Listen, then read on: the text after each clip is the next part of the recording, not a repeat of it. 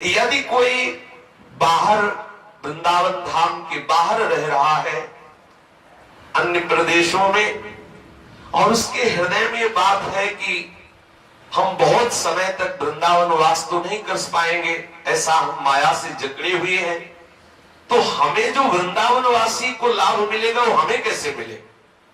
क्योंकि हमारा फिर तो जीवन व्यस्त हो जाएगा, हमें अखंड वृंदावन वास तो मिलने वाला नहीं, क्योंकि हम इतने मोह में फंसे हुए हैं, इतना हम संसार में सत्यत्व बुद्धि किए हुए हैं, घर परिवार में इतना महत्व बुद्धि किए हुए हैं कि हम वैराग्य करके वृंदावन धाम में अखंड वास करें, इतनी तो हमें सामर्थ्य दिख नहीं रही। तो हम क्या करें? बोले ददत किंचित वृंदावन तनुभृते, जो वृंदावन में शरीरधारी है, जो भी जीव है, यदि वृंदावन में उनकी थोड़ी सी भी सेवा आप करने को पा जाए, आहा, तो सर्व भगवत विभूतेर भागीसो भवति जगताम तद्भृति परहा। कितनी अद्भुत बात कह रहे श्रीपाद प्रबोधानंद जी। ये वृंदावन के जो पक्षी हैं, वृंदावन की ये जो गाय पशु आदि, ये जो वृंदावन के बंदर आदि, यहाँ के जो ब्रजवासी जन, यहाँ जो वास करने वाले संत महात्मा, जो भी गृहस्थी जन जो भी है, यदि कहीं यहाँ किसी की भी आपके द्वारा धन अन्न वस्त्र वास आदि की सेवा बन जाए आपसे, तो श्रीपाद प्रबोधानंद जी कह रहे हैं कि वो भगवान की समस्त विभूतियों को तृप्त करने वाला बन जाता है। इतनी उसमें सामर्थ्य आ जाती है, वो ऐसा महामहिमामय वाला बन जाता है कि जैसे गीता में विभूतियों का वर्णन किया ना, उन विभूतियों को भी आनंद प्रदान करने वाली विभूति वो स्वयं बन जाता है। ऐसा वो महाविभूति स्वरूप हो जाता है जो वृंदावन वासियों की सेवा करता है। यद्यपि वो वृंदावन वास नहीं कर पा रहा, अखंड वृंदावन वास नहीं कर पा रहा, पर वृंदावन के पक्षियों को, वृंदावन के पशुओं को, वृंदावन के बंदरों को, वृंदावन के जो ब्रजवासी जन है, जो गृहस्थी जन आके रहे, मानो ऐसे गृहस्थी जन है कि भगवत चर्चा सुनकर भगवत प्रेम के लिए लालायित होकर श्रीधाम वृंदावन वास कर रहे हैं, उनके पास सम्यक व्यवस्थाएं नहीं है।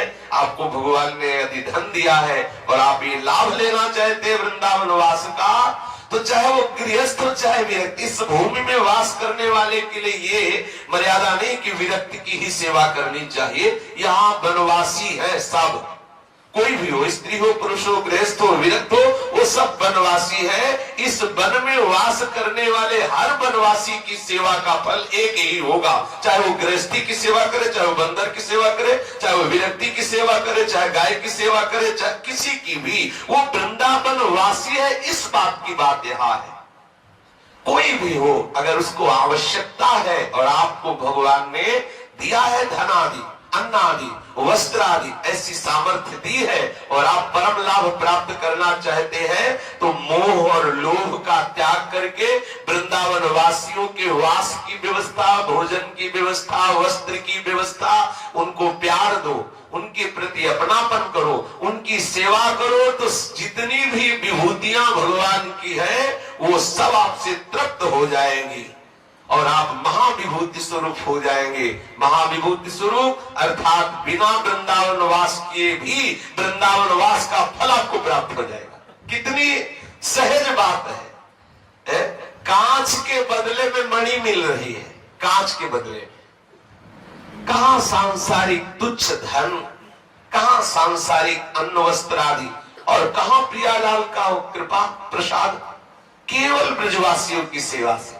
जैसे माँ को प्रसन्न करना हो तो उसके बेटे को दुलार करने लगो, कुछ उसको खिला पिला दो, तो माँ अपने आप बोलने लगे। ऐसे माँ से बात करने की तुम्हारी सामर्थ्य नहीं होगी, लेकिन जब आप उसका बेटा जा रहा हो, दौड़ के उसको टाफी दो, दुलार करो और कुछ भी देने लगो, तो माँ अपने आप बात कर लेगी। आप भाई ऐसा क्यों कर रहे हो, रहने दो बच्चा, वो अपने आप आपसे प्रेम भरी बात करने लगे। ऐसे ही हमारे प्रियालाल के लाडले हैं वृंदावनवासी, चाहे वो बंदर हो, चाहे वो पशु पक्षी हो, चाहे वो गृहस्थी हो, चाहे वो विरक्ति हो, चाहे ब्रजवासी हो, चाहे बाहर का वासी हो, जो यहाँ इस भूमि पर वास कर रहे, वो हमारी लाडली के लाडले हैं। प्यारी जी ने कृपा की तब आके वास कर रहे। इन वृंदावन वासियों की कोई भी शरीर से सेवा, अन्न से सेवा, वस्त्र से सेवा, धन से सेवा, वास की सेवा यदि ऐसा करता है तो हमारे लाड़ली लाल उस पर कृपालु होते हैं और जो वृंदावन वास का फल है वही फल उसको प्राप्त होता है। ये देखो कितनी बढ़िया बात श्रीपाद प्रबोधानंद जी महाराज ने की।